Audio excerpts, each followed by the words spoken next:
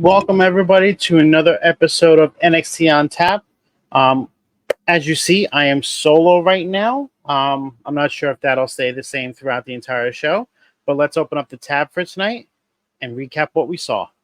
So NXT started tonight with the cage match that had the Creeds fighting up against Schism for their right to come back to NXT. And this was a banger. This started off amazing. You had Schism come out to the ring first. They were waiting there for him. They had all their little minions around the ring. And then as the Creeds come out, they attack. And what they did was they took Brutus, dragged him back into the back, and then he was nowhere to be seen for probably about the next 10 to 12 minutes or so. And it was a 2-on-1 handicap match inside a steel cage. They locked themselves in, match got started, everything went off without a hitch.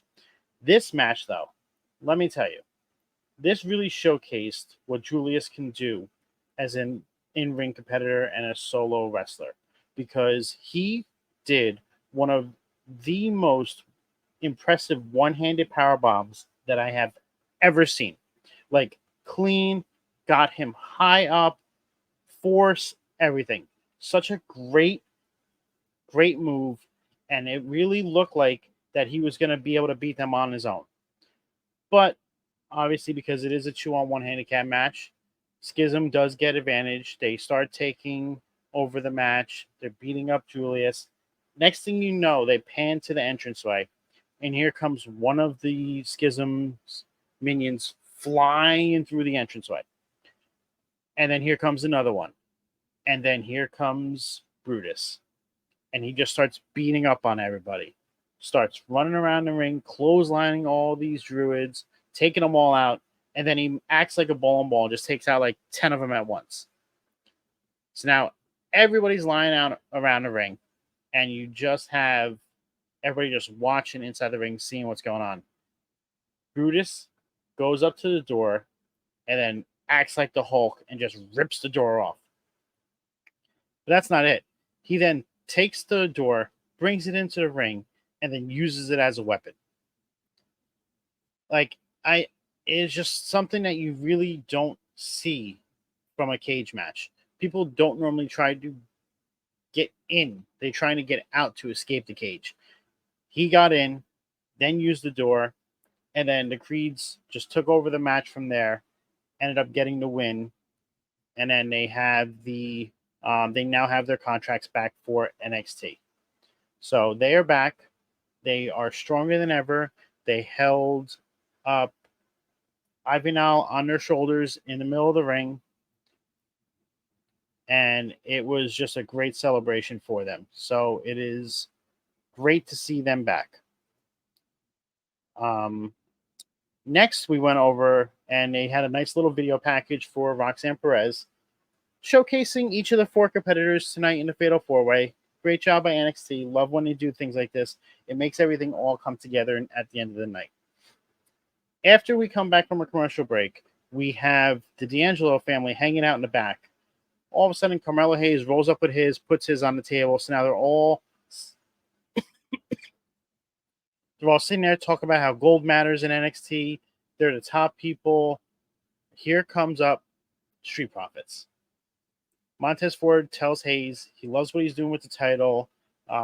Hayes appreciates the love, says he needs to silence all the rah-rah, erase all the asterisks from the record because he's worried about what people think of the match at Great American Bash, and he just then up and leaves.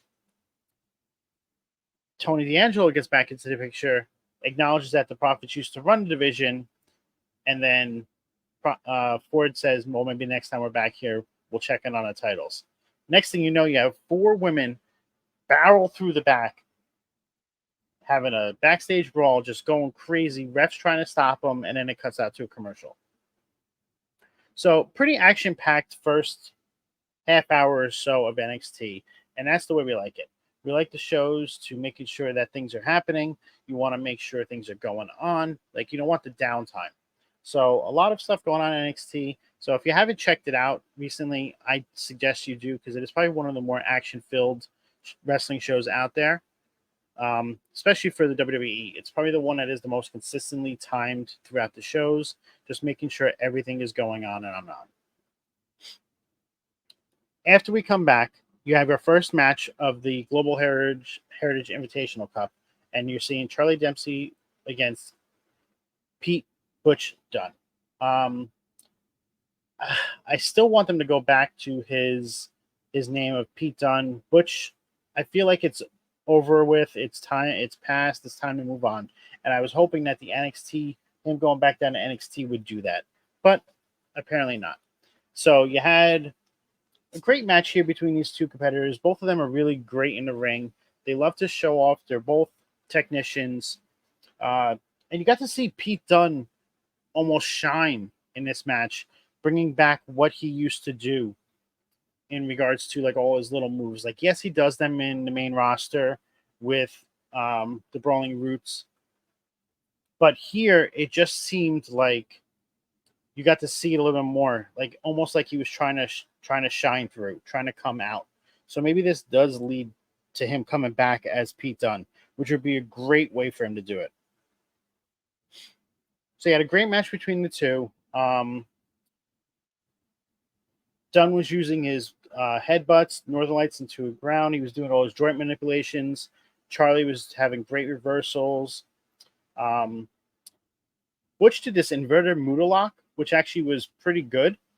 And next thing you know, Charlie tries to do a dragon sleeper on him, but Dunn lands on his feet, turns it into the bitter end, and he gets the win. So in the Heritage Cup tournament, it's a round robin based tournament where the winner of Group A will face off against the winner of Group B before going on to challenge Noam Dar at No Mercy. So when you win the match by pinfall or submission, you get 2 points. If it's a draw, both competitors get 1, and if you lose, get 0. So Pete Dunne earns 2 points. Actually, that would be great, Jax, if you want to join in on me, join in with me on here. I would appreciate it. I'll send a link over to Will. He could send it to you.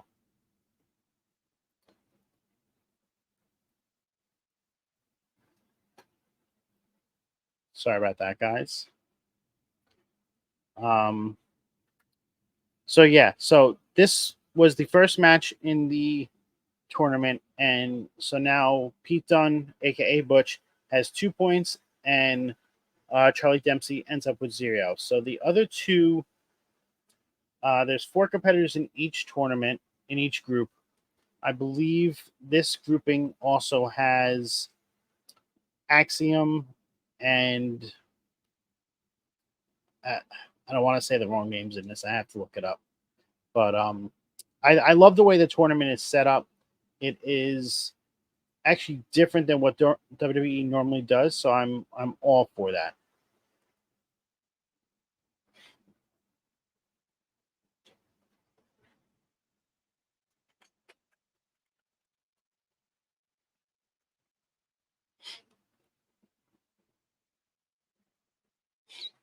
All right, so after that, they go into the back. Dragon Lee is getting interviewed, talking about how he wants to go for the North American Championship again. He feels like he's still next in line, even though he had a match beforehand, lost, and he loved tagging with Lyra Valkyria. Next thing you know, Mustafa Ali rolls up and says, No, it's not fair for you to get another match for the title before I get my own, because I still haven't got the one-on-one that I deserve and that I earned. So this leads to them fighting, sparring words, saying, I'm going to get the match, you're going to get it. And then they go into a little spat there, and then we go back out to the ring where Ilya Dragunov is making his way in. When he comes out, this man gives Trick Williams his flowers. He says that he impressed him. He's not an entertainer. He's not a sidekick. This man he deserves to stand on his own. He earned everybody's respect. So, time to move on from him towards his next goal, which is going towards Carmelo Hayes and trying to earn that NXT championship. So he starts talking about that. Next thing you know, Noam Dar, who is sitting up in the crowd in his little metaphor section because of the Heritage Cup that's going on, Noam Dar interrupts Ilya Dragunov. And I did not think this was a wise move by Noam Dar, but it actually turned out pretty good. Like, he actually was pretty good on the mic going up against Ilya. So they got a little back and forth. It was actually a pretty good segment. Mensa insulted Ilya in German, asked Dragunov what's one good reason, and then Dragunov says what's going to be one good reason I shouldn't go up there right now. So then they back off. They take steps back. They're like, oh no, don't do that. You don't have to come up here now. So then Noam Dar says, well, next week we'll give the people what we want. Ilya one corner, and then he throws Mensa to the wolves, saying Mensa's in the other corner. So then Mensa goes down, gets in a ring, and Dragunov says something in Russian, and then he tells him that he will break him. They trade punches. Ilya lays him out with an enziguri, lines him up, but Mensa bails, runs out to the ramp, and then leaves. So overall, and like I said, NXT has been pretty action-packed tonight. Lots of stuff going on. Just the flow is amazing. So there's getting story developments going on. You're getting character developments. Everything has just been so good. You have Ilya now he's earning his way to go back towards Carmelo Hayes for the NXT championship. You have a potential of Mustafa Ali versus Dragon Lee fighting for a chance at the North American Championship. You have the Street Profits coming down here talking about coming back and taking the NXT titles from the family. Like, there's just little seeds being planted throughout the show, and it's good. Like I said, I love NXT. NXT is probably one of my favorite shows to watch just because the full action that you see all the time.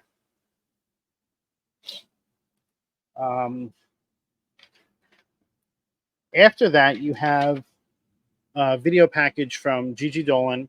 So another one of the video packages that they're continuing to do tonight for the Fatal 4-Way, because the Fatal 4-Way in the main event is Gigi Dolan, Blair Davenport, Kiana James, and Roxanne Perez vying for a chance to take on Tiffany Stratton next week on NXT. So they're doing a little video package for each of them, explaining what they bring to the ring, what their benefit, what they are going to do when they face Tiffany next week. Pretty much each throwing out their challenges for it. After that, you had Von Wagner in the back cutting a promo, calling Braun Breaker out for blindsiding him, saying that the only way that Braun has ever been able to take him down is with a cheap shot. So he is challenging Braun Breaker to a no disqualification match. Hey, Al, how are we doing tonight? Thanks for showing up. Appreciate the support.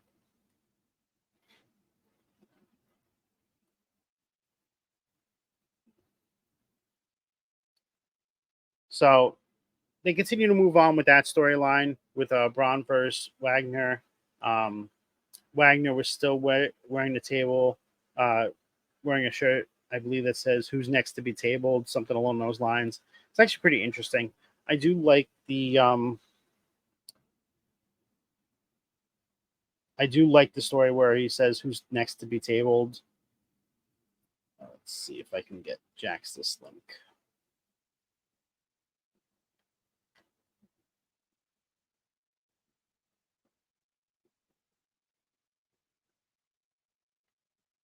Will, can you send it to him if you're still in here?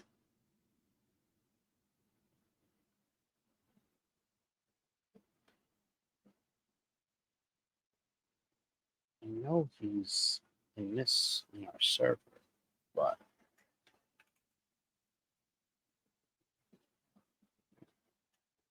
oh,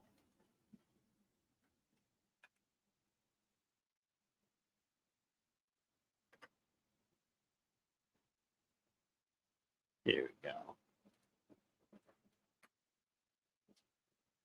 All right. While we wait for him to get in here, we'll discuss a little bit more of that. So next up, we had the 4 women that were fighting back before.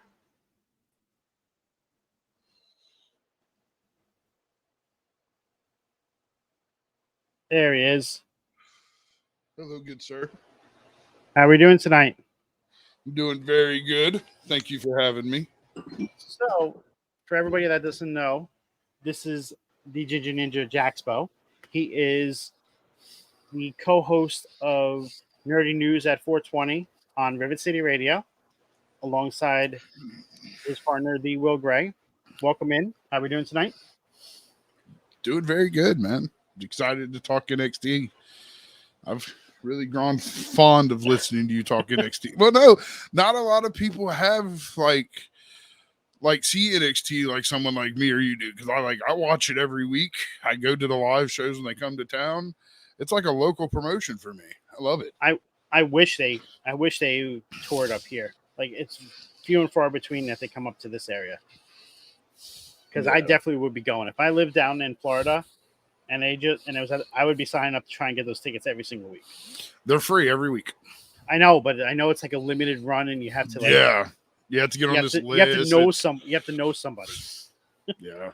Because I haven't met that person yet. I'm waiting to meet that person though. Well, we knew somebody that actually used to go every single week, and he was always on there.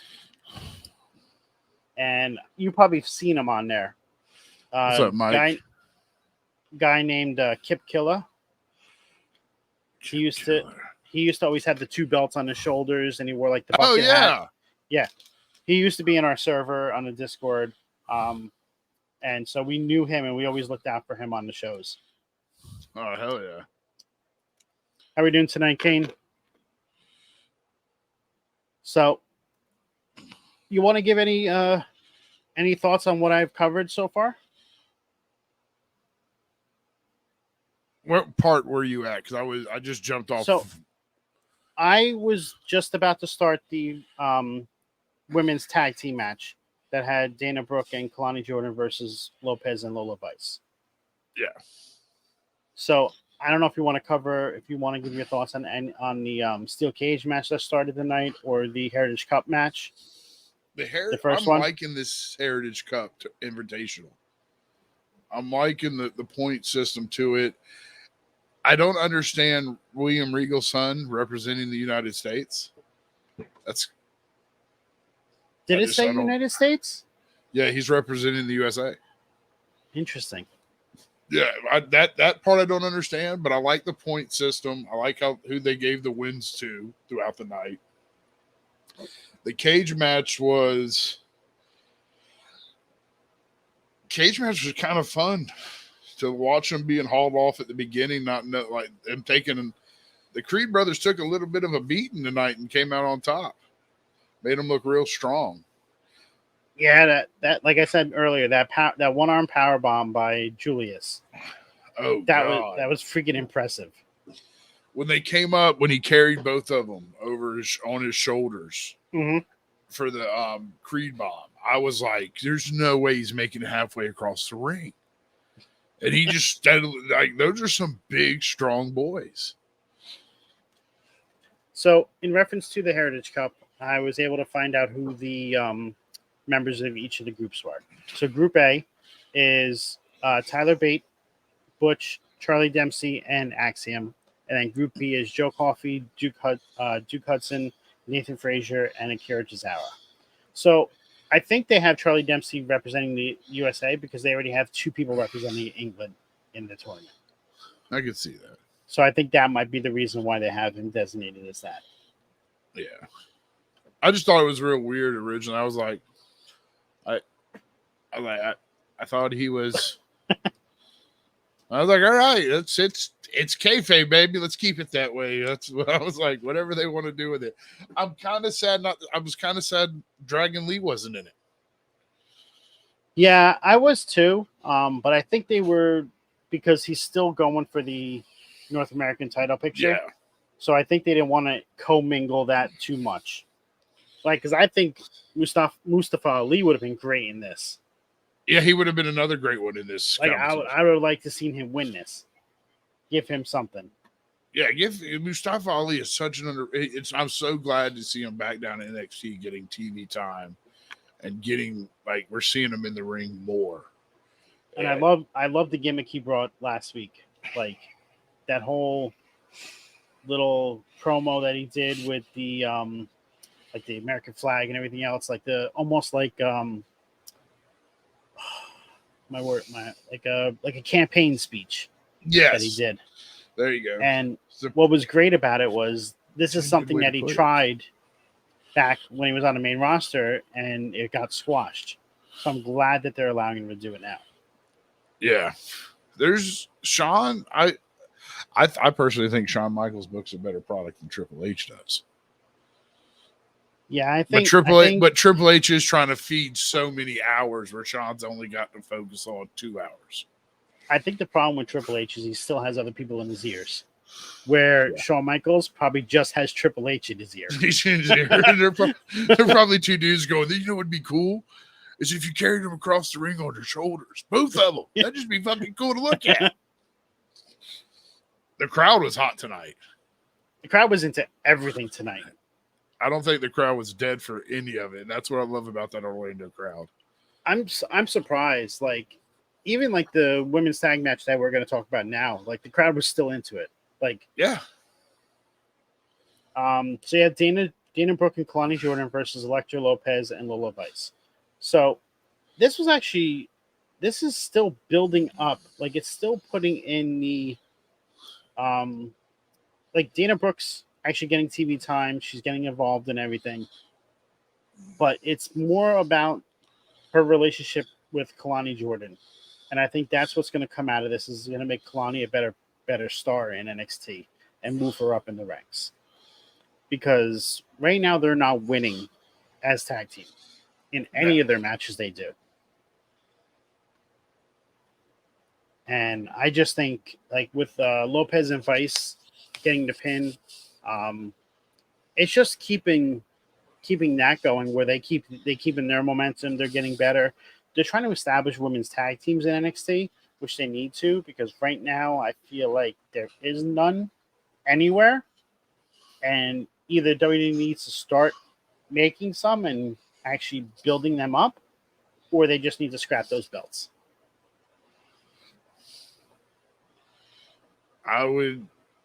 No, they unified the NXT. Yes, belts. I'm saying scrap them all together. Scrap them all together. Yes, no. Yeah. I'm over the women's and this is nothing against their division. The tag team division doesn't have actual tag teams. It's just thrown together people that put the belts away for a little bit. That shouldn't be together. Yeah, I'm not buying Piper Niven and Chelsea Green together. I'm not buying it. I bought Chelsea Green and Sonya Deville though. They were great together because their characters meshed well. Unfortunately, Sonya got hurt, and now we are where we are. But the tag teams that actually are together are Fire and Dawn, and then you have Carter and Chance, and you don't see them on TV. Yeah, no, which I don't you saw them on there. I thought they were going to get a real good push when they first showed up to the main roster. And now that's they've faded off into the distance. They've kind of the curse of the NXT guys. Cam, Sonya's just brand. Like Pop-Tarts without the frosting. That's actually a great comparison, Cam. That's great. Because no one eats the ones without the frosting. No one does. You can go to the store. You're guaranteed to find Pop-Tarts without frosting. So after this match, you had Dana Brooke yelling, losing her composure. Her anger is coming through. This is something we've seen over the past couple of weeks. Just keep building and building up. Sooner or later, she's going to turn on Kalani and just clock her, and then we're going to have the match between them two, which is what they're building up to. Next, we had the Gigi Dolan promo where she got to do her little thing, say about how she's going to win tonight. She's going to be the next contender for the women's championship. And then we had Trick Williams go into the locker room and speak to Carmelo Hayes. Now, this is where things start to get interesting because Carmelo Hayes is still so focused on there's an asterisk with my win at Great American Bash because of you. People keep saying that I only was winning because of you. And then he asks Trick, do you think I could beat Dragunov? And Trick goes, I don't think you can. And Hayes gets pissed and leaves, not letting Trick finish what he had to say.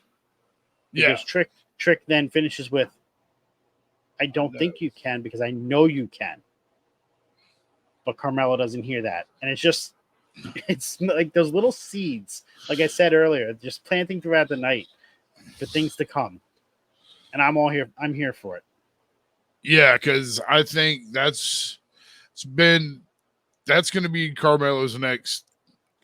I personally think that Trick will be the one that takes it off Carmelo. I know it might be a hot take, but I think Trick's that good to take it off Carmelo one day. So do you think that happens soon? Or are we seeing Carmelo hold it for another 4 to 6 months? And then he takes it off around like Royal Rumble season. I see another 4-month run with Carmelo Hayes. He's on fire right now. Okay. Like he's getting the rub from like as we saw tonight, the profits. Like I give it another 4 months, and then I could see Trick taking it off of him. It'd be great storytelling. Yeah, I mean, it definitely would be like they planting the seeds throughout the entire time. No one sees it coming, and then boom, here comes Trick Williams taking the belt off of him. He beats Dragunov. He beats Wesley again. Like he just keeps defending it. Beats Braun Breaker, and all of a sudden you get Trick Williams, who did not wrestle, knows him, but didn't wrestle before the last 3 months on the solo circuit. Like, but it some just people would just have it. No, that's what I'm saying. Like it just would make such great storyline because it's like he was his protege and he just learned from him, so he knows how to beat him. Yeah. After that, we had the Dijak versus Thorpe match, and I was impressed by this match. Like it's intense. The way that it started out, like Dijak did not even wait for Thorpe to get to the ring, just tried to attack him, but then Thorpe took over. Like I was shocked. Like I was waiting for them to just give Dijak like the entire match. Just let him run roughshod over him. But they made Thorpe look good in the process. Yeah, they made him look real damn good. Like, and I think NXT and they're doing real good with building Thorpe up. Coming over from New Japan, like I was afraid he was going to get lost in the cycle. Like I didn't think he would stick around that long, but they getting a good match with Dijak is good because I mean we all remember the Dijak and Keith Lee matches. Oh my god, those were amazing. Like I'm so glad to see. I'm not a fan of his gimmick. I'll say that I'm not a fan of Dijak's gimmick. But I'm glad to see. Definitely better than T-Bar. but I'm glad to see him back down in NXT yet again. I don't see it a downgrade because if we look at it, NXT runs longer than SmackDown runs. Yes, NXT essentially goes for 2 hours and 8 minutes. SmackDown goes for 1 hour and 58 minutes because they always stop at 58. Yeah, like. It's clockwork. It's inevitable. So I don't ever see guys going to NXT as being a downgrade. I see it as, all right, they're getting more TV time. They're getting character development. More people should be watching NXT. Oh, absolutely. Like, that's the thing. Like, people are like, oh, it's NXT. It's not the black and gold. No, it'll never be the black and gold. But Never again. you can't just not watch because of that. Like, I stuck through NXT from black and gold through the colorfulness of the multicolored NXT 2.0, and now we're here on white and gold. And it's a combination of black and gold and 2.0. Yeah, And I think it's just the way they've done it is just perfect. Because you get a lot of wrestling, you get the storylines, just combined.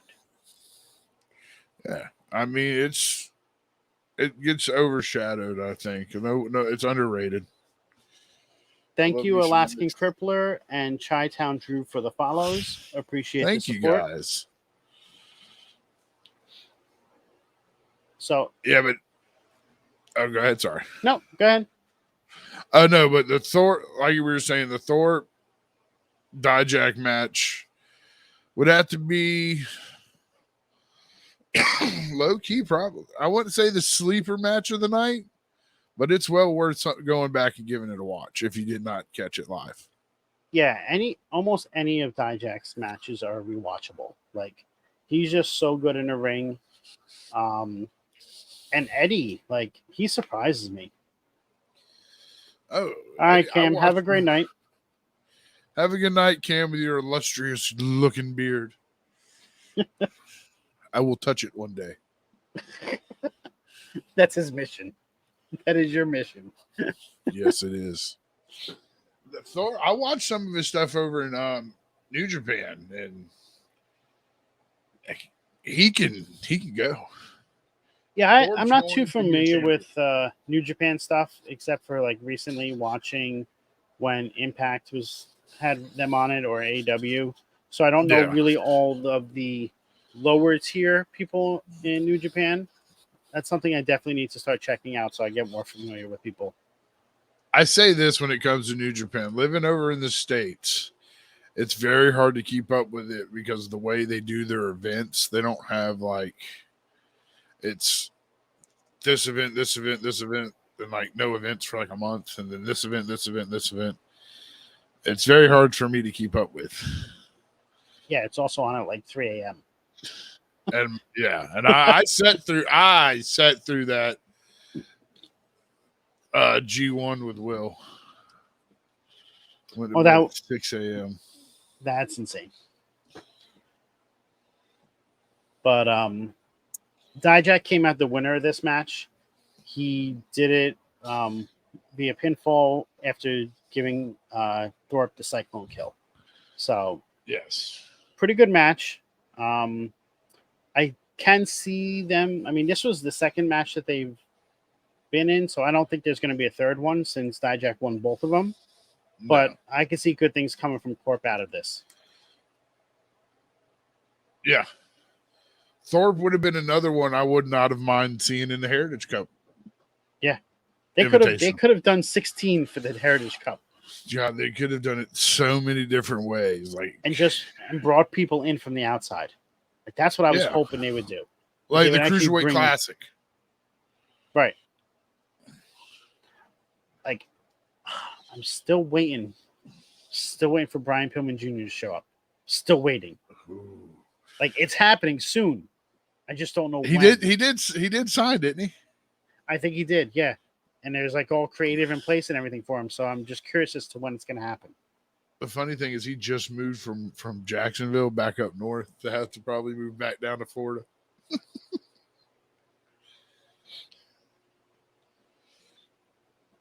So after that, what were we going to say? Brian Pillman will make a good addition to the roster. Oh, I think he'll fit in perfectly with NXT too. It'll give him his chance to get used to WWE. I know I think he's been there before, but it'll get him back used to being with NXT based off of how he's been lately. Yes. Kiana James had her little vignette where she was saying she's going to win tonight. Everybody else is going to fall short. And then we had Baron Corbin in the back cutting a promo with the ref saying, like, just talking. And then Braun Breaker shows up. saying he demands a thank you for saving Corbin's ass last week. Corbin says he didn't need saving, and then wishes him luck. There's no DQ match. And then Breakker says if Corbin thinks about getting involved, he doesn't care about either of them, no interest in getting involved. And then Braun goes, if you do get involved, it'd be the end of days for you. Like, little dig at Corbin in his finish here.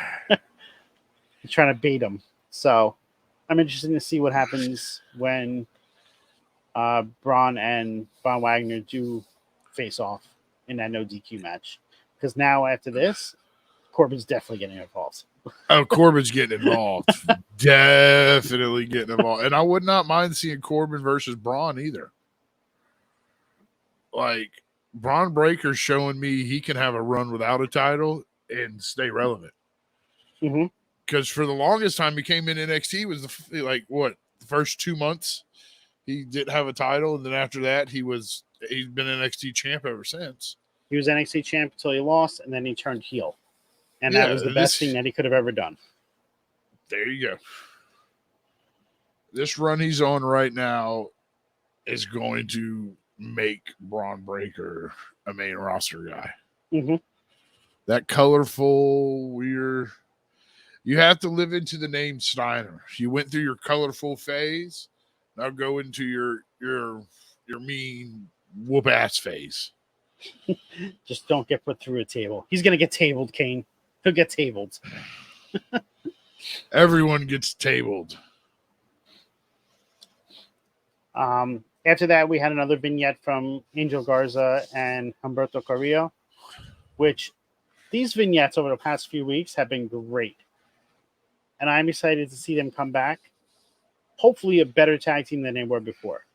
And more focused, less of the Los Lotharios and the kissing the girls and everything else like that, and just focused on fighting. So it would not surprise me if they came back knowing and going back to their heritage, having them come out in a lucha mask. That's what I think would be cool. That would be cool. And then, I could also see them being a version of the LWO in NXT. That could be. I could see that. But they need to be together. After that, we had another tribute to Bray Wyatt. Booker T looked like he was going to break down when he was talking about him. I feel for the man. He found out when he was on live on a podcast, so it was very hard for him. And then they played the same video that you saw on SmackDown and then on Raw. And then they showed all the Fireflies in the arena. And while there's not many people in that arena, it still had the same impact that it would be in a regular one. Oh, yes. And I loved that Booker T and who's the other announcer? I can't think of his name right now. They both were holding their phones up like fireflies. Yeah. And then they showed the chair again, and they cut to break playing Bray Wyatt's original theme. I just love all the touches they're doing for it. Like, this shows that this man meant a lot to WWE. I mean, who was it tonight? Joe Gacy came out with a Bray thing on his for when he came out with Schism. Well, he was classified as the next Bray Wyatt. Like, people were comparing him to Bray Wyatt. So I'm sure that's bothering him a lot. But, man, WWE has done great by him. He's meant a lot to them. And he will be sorely missed by everybody within WWE as well as all of its fans out there. Definitely. After that, we come back from commercial where Davenport gets a little vignette. So I like how they did these throughout the night and spaced them.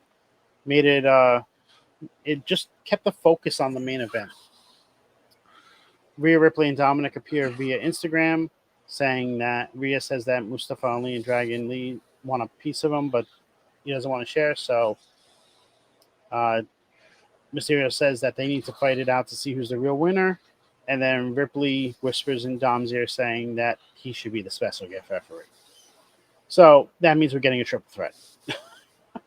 Yeah, No Mercy, it's going to be a triple threat for the North American title. Yeah, that's the way I'm looking at it, because now we know there's not going to be a winner, because Dom says there has to be a winner. Yeah, there has to be a winner. You're not getting a winner. So that's pretty interesting. We had the next Heritage Invitational with Joe Coffey versus Nathan Frazier. Coffey's a lot better than I realized. Oh, Coffey's amazing. Because you really don't see him wrestle that much. It's usually the other two from Gallus. Yeah, I couldn't think of it. Plus, I didn't really watch NXT UK, so I didn't know how they were Okay. until they came over here. Because it was always on at 3 o'clock on Thursdays. Weird time. See, I always, for some reason, like I watched NXT UK because I went through a phase where I wanted to watch everything WWE had to offer. And I'm glad they brought some of these NXT UK talent over, because they were having low key bangers on, like Walter, like what was it, JD Dunham and Ilya Dragunov. JD McDonough and Ilya Dragunov, yep. Well, no, it wasn't. It wasn't JD McDonough then. It was Justin Devlin. Yeah, Justin Devlin and Ilya Dragunov in an empty arena Falls Count Anywhere match for NXT UK Championship will change your look on anything JD McDonough's done. They murdered each other. Like Dragunov Walter 1. Yeah, oh my God. And then Dragunov Walter 2. I didn't think they topped themselves, but they did. I've seen those two matches. I'll need to go check out that one with Justin Devlin and Ilya. Yeah, they had some pretty good stuff. Coffey had a great match. Frazier held his own too, but I was glad that Coffey won, giving him the 2 points, putting him at the top of the bracket. Unfortunately, Frazier gets 0 because you don't get any points when you lose. No. And then we moved on. Thank you for the follow, John Presley, 1987. We appreciate the support. Thank you. And then we move on to a little backstage segment with for Chase U, where Andre Chase notices that Thea Hale is not present. And she shows up after class is over, and they said, "Oh, let's go to study hall." And she goes, "No, I have plans." And then JC Jane shows up, and she's going and hanging out with JC Jane. So I can see a Thea Hale heel turn coming soon. This is I'm gonna go hang out with the rebel girl. Like, exactly. This is such a teenage movie right now. I mean, she's only 19, so it makes perfect sense. Yeah, like it's exactly like the easily minded teenager got to hang out with the bad girl for a little bit. It's like Breakfast Club. Yeah, I think she'll go heel for a little bit with JC Jane, and then it'll lead into Thea Hale realizing this isn't what her true personality and her true like way she wants to be kind of goes. Mm-hmm. And then it'll lead into Thea Hale, JC Jane rival. Like even in the vignette tonight, where she's usually wearing red, she's wearing black. Yep. So you can see the little slight details, but I feel it'll eventually lead us into Thea Hale versus JC Jane down the line. Yeah, I think you're gonna milk this for about 4 to 5 months. Yeah, and then I could see their blow off match being at Stand and Deliver around WrestleMania. Like that would be the time. That'd be good timing. That would be real good timing. After that, we had the NXT anonymous footage of what's his name? I can't think of his name right now. The guy that works with Drew Gulak. He got an offer from Fallon Henley to be a third with Briggs and Jensen against Gulak, Dempsey, and Kemp. So and he took it, and he's going to fight them when they fight. So that's actually pretty interesting because he's been getting pushed around by Gulak, getting all beat up and everything else. So I want to see what he can actually do in the ring. Yeah, I'm excited to see it. He doesn't have an indie background, I don't think. I think he's one of them athletes gone sports entertainer. So it's going to be. He might have an NIL contract. Is that what you're talking about? Like an NIL? Interesting. Okay. Yeah, because I try to watch, like, NXT's not really been signing indie guys unless it's like Dragon Lee now Dragon Lee wasn't even indie. He was a AAA tag team champion. That was a great signing, though. And they did it correctly, showing him in the crowd, just a classic NXT way. Mm-hmm. But I'll be excited to see how this kid actually works in the ring. Yeah, that's what I want to see too. Like, because you really only seen him go get the water for Drew, like anything else like that, and then always get slapped, get everything. Like, he's just been ridiculed. So I want to see actually what he could do. After that, we had Wesley talking about how he's not done with going after Carmelo Hayes. Tyler Bate was interviewed backstage talking about his group in the Global Heritage Invitational, and then says that Dabakato needs to stay away from him. Like, I'm done with you. And then we head into the main event for the number one contendership for the Women's Championship. And they got time. The match started around 9:50, I would say. So they got about 18 minutes for the match. And they all showed up. I was actually most impressed with Kiana James tonight. Like, because I know Blair Davenport can wrestle. I know Roxanne can wrestle. Gigi Dolan has wrestled on the Indies. She hasn't done that well in NXT, but you know she can wrestle. Kiana James, to me, is the one that needed to show what she could do, and she did. That she did. I'm kind of shocked at the outcome. Oh, me too. Like, I was not expecting it, but I'm okay with it. Because it was that curveball that you need every now and then to keep you on your toes. And I like the way she did it, too. It wasn't just the... It wasn't the... Well, it kind of was the sneak in and get the victory. But it wasn't, because she did a move on somebody else. Then she did another move and then pinned him. So it wasn't where the person automatically did their finisher and then she just pushed him out of the way and took the pin. She actually did her finisher on the person and got the pin. So it was a combination. And I just don't know what, like, then her name of her move is called the Code Breaker. And that's just it doesn't seem like that's right. It's called the Code Breaker? That's what I'm reading, is that name, like the name of her finisher is called the Code Breaker. I thought the Code Breaker was for more of a higher stance than that. Right, it's like Jericho's. That's the Code Breaker. Yeah. That just looks weird to be a Code Breaker. Yeah. But Kiana James was the one that came victorious. She now earns a championship match against Tiffany Stratton next week. And then as soon as the match was over, there was Tiffany Stratton. Like, I didn't even see her come out. Was she at ringside throughout the match? Or she just walk out after the match? She stood in the ring after and was like raising the title, saying, I think she just walked out after the match because, like, she was like there, and then she wasn't there, and then she was there. Yeah, it was just very weird. Like, I wasn't expecting her to be there, but Gigi Dolan got her time in the ring. Roxanne looked good, but I was actually really surprised with Kiana James taking this. I was too.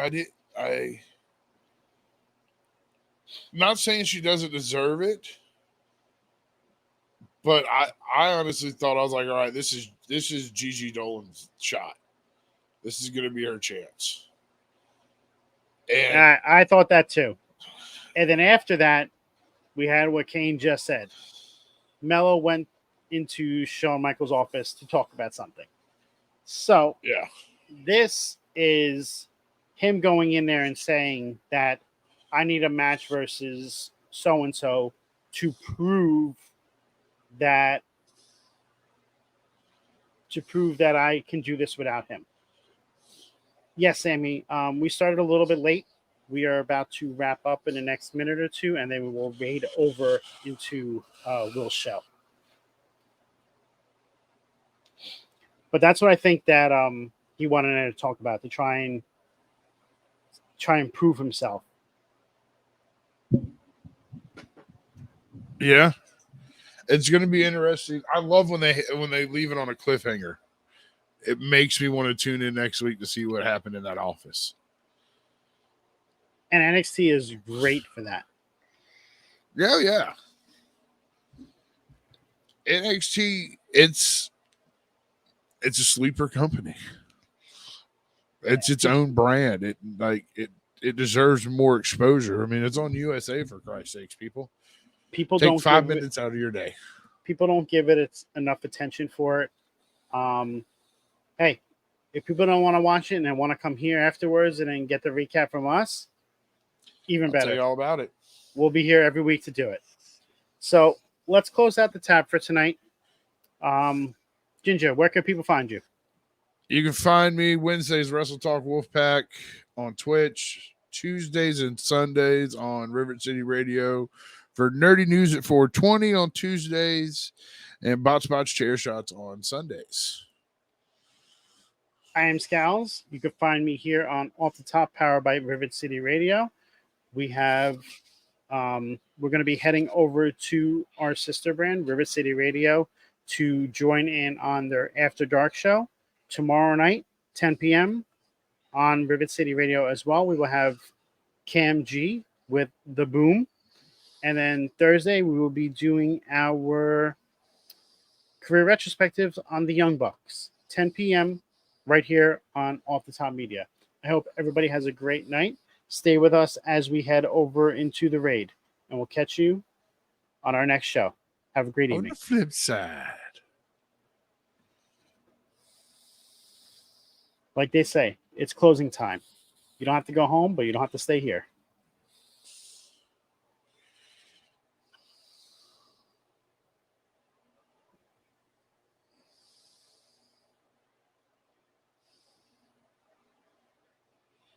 I don't know if it works.